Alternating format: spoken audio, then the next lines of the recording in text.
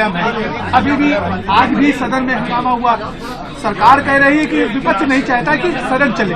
देखिए, आप खुद सोचिए कि राहुल गांधी जी को संभल नहीं जाने दिया और समाजवादी पार्टी का डेलीगेशन जो पीड़ित दुखी लोग थे जिनने जेल में बंद किया हुआ है झूठे मुकदमे लगा करके, उनका दुख और तकलीफ पूछने चले गए तो जेलर और वहां के अधिकारियों को सस्पेंड कर दिया। तो जब अन्याय करेगी सरकार तो हमारी मुश्किल ये है कि सदन चलने दें कि सदन नहीं चलने दें और दोषियों के खिलाफ कार्रवाई करें और सदन चलाए। योगी आदित्यनाथ ने कहा है कि जिस तरह बाबर थे वही डीएनए है जो संभल में जाकर अराजकता फैला रहा है। पत्रकार साथियों, लगाइए कैमरे डीएनए पर। ये हम देखिए, मुझे नहीं पता कि मुख्यमंत्री जी कितना साइंस जानते हैं, मुख्यमंत्री जी ने कितनी बायोलॉजी पढ़ी है, मैं नहीं जानता हूं।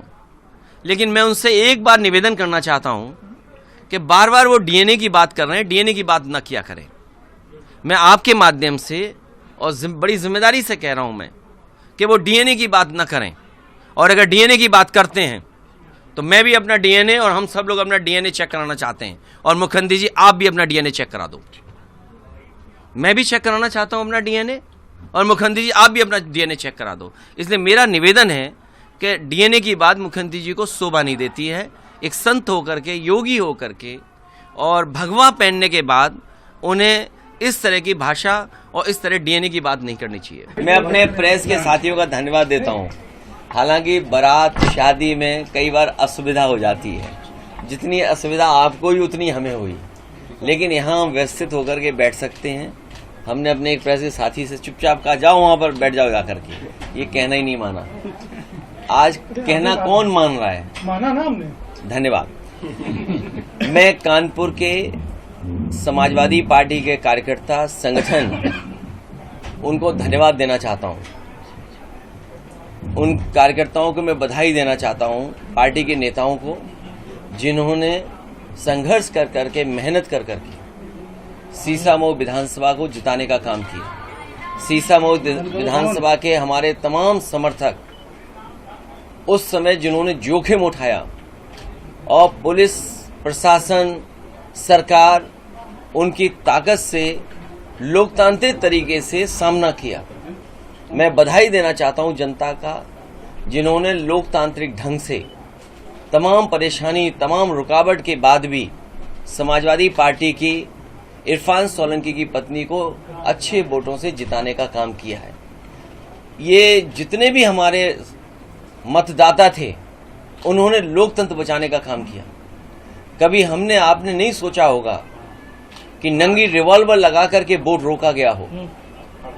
उन महिलाओं की बहादुरी और जहां जहां हमारे समाजवादी साथी थे उनकी बहादुरी की वजह से लोकतंत्र में जो हमारा अधिकार है वोट डालने का, हम लोगों ने वोट डाला और उसका परिणाम ये हुआ कि समाजवादी पार्टी वोट यहां से जीती है।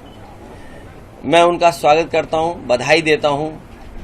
हमारे पत्रकार साथी भी जानते होंगे क्या क्या सामना करना पड़ा, क्या क्या हुआ है चुनाव में। भारतीय जनता पार्टी के लोग खोखले हो गए हैं, वो खोखले हैं बिल्कुल। अगर खोखले नहीं होते तो कहीं न कहीं जनता का उन्हें समर्थन मिलता। वो जानते थे कि जनता का समर्थन उनके साथ नहीं है, इसीलिए उन्होंने पुलिस प्रशासन की ताकत पर चुनाव जीतना चाहा। परिणाम जो भी आए हैं, कहने को कुछ भी कहें, लेकिन हम और आप लोग जानते हैं बीजेपी इन चुनाव में हारी है, लेकिन प्रशासन और अपनी सरकार की ताकत पर उन्होंने परिणाम अपने पक्ष में किया है। लेकिन जब कभी भी उत्तर प्रदेश का चुनाव होगा, उत्तर प्रदेश की जनता भारतीय जनता पार्टी को उत्तर प्रदेश से हटाएगी। जिन्होंने डकैती की वोट की, वोट को लूटा, उन्होंने जानबूझ करके संभल की घटना कराई। प्रशासन अगर चाहता तो ये घटना नहीं होती, सरकार की नीयत साफ होती तो ये घटना नहीं होती, 5 जानें न जाती। और उत्तर प्रदेश में कोई पहली बार जान नहीं गई हैं। याद कीजिए बहराइच में इनके विधायक ने ही एफआईआर लिखाई इनके बीजेपी के कार्यकर्ताओं पर, और जो कुछ हुआ बहराइच में जिस वजह से एक जान गई, उसका कारण था सरकार, भारतीय जनता पार्टी के लोग। और जो घटना संभल में हुई है वो भी प्रशासन की देन है। पहले सर्वे हुआ, एक भी मुस्लिम या जो भी वहां पर मस्जिद के जिम्मेदार लोग थे या वकील थे, उन्होंने कहीं भी रुकावट पैदा नहीं की। सर्वे करा दिया, जानबूझ करके दोबारा सर्वे कराया उन्होंने, और जब दोबारा सर्वे कराने गए हैं तो नारे लगाते हुए गए हैं। ये नारे लगाने वाले कौन से सर्वे टीम के लोग थे? क्या ये भारतीय जनता पार्टी के लोग नहीं थे? ये जानबूझ करके इसलिए हो रहा है क्योंकि ये वोट की चोरी से बचना चाहते हैं। बोरी जो उन्होंने जिस तरीके से व्यवहार किया था प्रशासन ने, जिस तरह से प्रशासन ने लग करके वोट की लूट की थी, उससे ध्यान हटाने के लिए संभल हुआ है। और इसमें स्वार्थ है बीजेपी का। महंगाई पे चर्चा ना हो, बेरोजगारी पर चर्चा ना हो। जिस तरीके से आज हमारा पूरा देश बर्बाद होता चला जा रहा है, आर्थिक रूप से और सामाजिक रूप से भी, क्योंकि जो हमें अधिकार मिलने चाहिए थे वो अधिकार नहीं मिल रहे हमें। जो हमें संविधान देता है हमें अधिकार, वो अधिकार छीने जा रहे हैं, लेकिन उसमें बहस ही नहीं होने देना चाहते हैं। सोचिए, कानपुर इतना बड़ा शहर है, उत्तर प्रदेश के बड़े शहरों में शहर माना जाता है, जहां पर उद्योग है, कारोबार है, और हर तरह की व्यवस्था देने का काम समाजवादियों ने किया था। जहां हम बैठे हैं इसके बहुत करीब में पनकी का जो पावर स्टेशन बन रहा है, पावर स्टेशन समय से बन जाता तो बिजली सस्ती मिलती। यही मेट्रो, जिससे कि लोग अच्छी तरीके से सुविधा के साथ और एक इन्वायरमेंट फ्रेंडली ट्रांसपोर्टेशन सिस्टम मिल जाए, उसके लिए मेट्रो थी। जितना समाजवादियों ने स्वीकृत किया उससे आगे नहीं बढ़ पाए। अगर मैं आज आपसे कहूं कि मैं उस सेल्फी पॉइंट पे जाना चाहता हूं जहां पे कभी मुख्यमंत्री जी ने सेल्फी ली थी, क्या हालत है सोचो मां गंगा की, बर्बाद कर दी है, गंदगी सीधी सीधी जा रही है। इसीलिए मैं कह रहा हूं कि जो सेल्फी लेकर के भूल गए, उनसे क्या उम्मीद करोगे आप? अभी मैं लखनऊ कानपुर हाईवे होकर के आया हूं, और आप में से बहुत सारे साथी गए होंगे, परिवार के लोग आते जाते होंगे।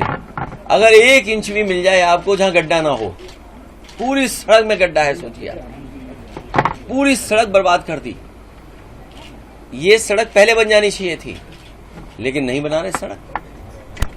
धूल मिट्टी और उनके प्रिय जानवर, पेड़ों पे इतनी धूल जमी हुई है आप कल्पना नहीं कर सकते।